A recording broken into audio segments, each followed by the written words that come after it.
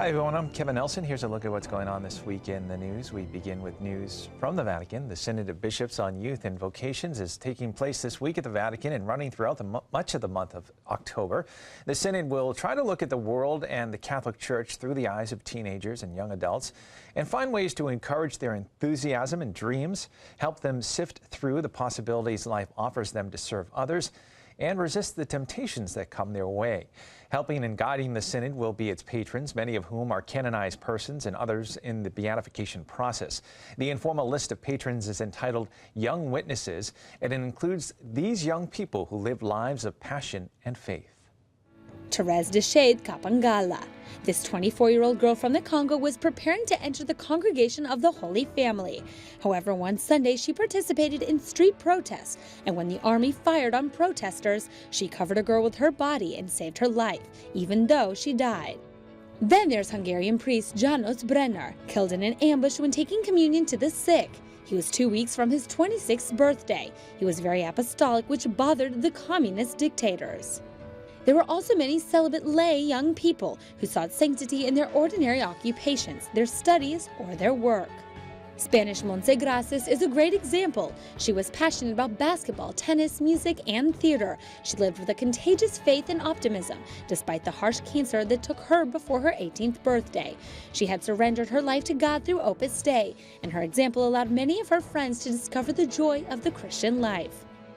Another hero is Italian Carlo Acutis, who died in 2006 at the age of 15. He was a normal teenager who was passionate about computer science, and he designed several web pages. When he died, his funeral was full of poor people who he had secretly carried sleeping bags and food to during his life. Next is Gianluca Firetti, a farming expert and soccer player who at age 18 discovered that he had a tumor. He lived an impressive example of faith and courage. He did not get carried away by resentment toward those who did not visit him or envy toward those who were better than him. He wrote a book with a priest in which he shows how fighting and friendship with God made him a giant. The Synod also shares the life of Chiara Badano, a rebellious yet generous teenager who asked for the gift of loving the most unfriendly at her confirmation. She died at 18, peaceful and calm, despite her illness. There are also young people who lived as saints while dating and throughout marriage. For example, Chiara Maria Bruno, a chemistry and pharmaceutical tech student who was dating Stefano. She died at 25, yet never lost her smile. She said she was not afraid of death, rather to die far from Christ. Also Carlotta Nobile, who studied art history and played the violin. She also wrote and had a blog.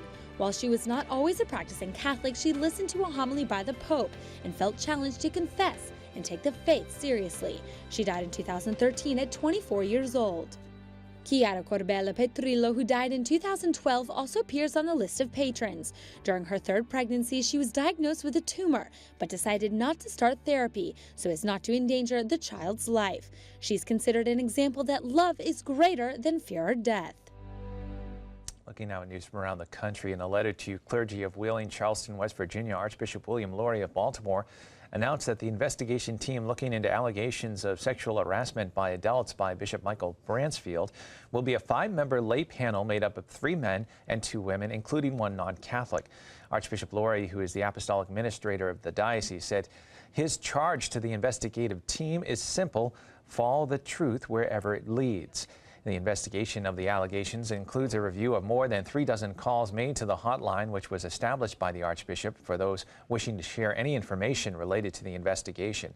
Pope Francis accepted Bishop Bransfield's resignation September 13th and instructed Archbishop Lori to conduct the investigation. More news from the Vatican in a 4-page letter released by LifeSiteNews. Archbishop Carlo Maria Vigano, the former nuncio to the United States who accused Pope Francis and church officials of failing to act on accusations of sexual abuse, has urged Canadian Cardinal Marc Ouellet, prefect of the Congregation for Bishops, to release information about alleged private sanctions imposed by now retired Pope Benedict XVI on then-Cardinal Theodore McCarrick. These documents, Cardinal Vigano says, will prove his allegations. The new letter by the former nuncio defends his decision to write his first document and includes new accusations. Carlo Maria Vigano, former nuncio to the United States, has published his second letter in English, marked with his episcopal coat of arms. The text reiterates his accusations against the Pope and asks Catholics not to be despondent during this period of repentance and conversion.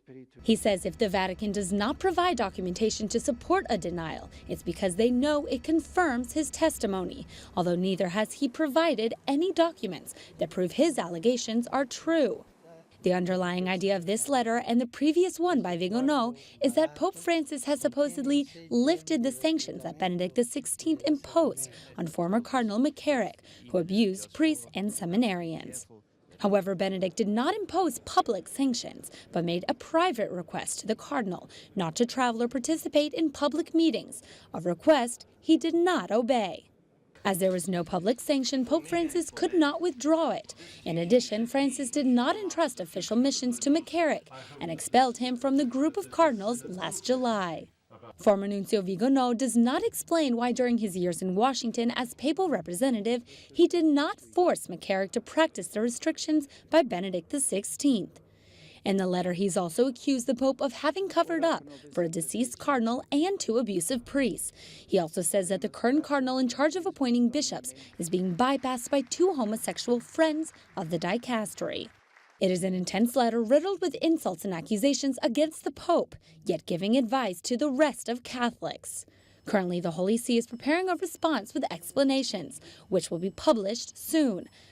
And finally, in the news coming up, on the week of November 4th through the 10th, the Catholic Church in the United States will celebrate National Vocation Awareness Week. This week is designed to help promote vocation awareness and to encourage young people to ask the question, to what vocation in life is God calling me? Parish and school communities across the nation are encouraged to include special activities that focus on vocation awareness and provide opportunities for prayerful discernment.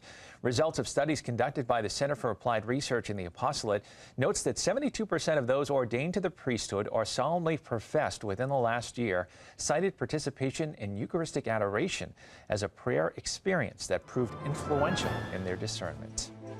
Well, that is all the information we have for you this time. I'm Kevin Nelson. Don't forget, you can keep up to date on Catholic news throughout the week with Catholic Newsbreak right here on the Catholic TV Network.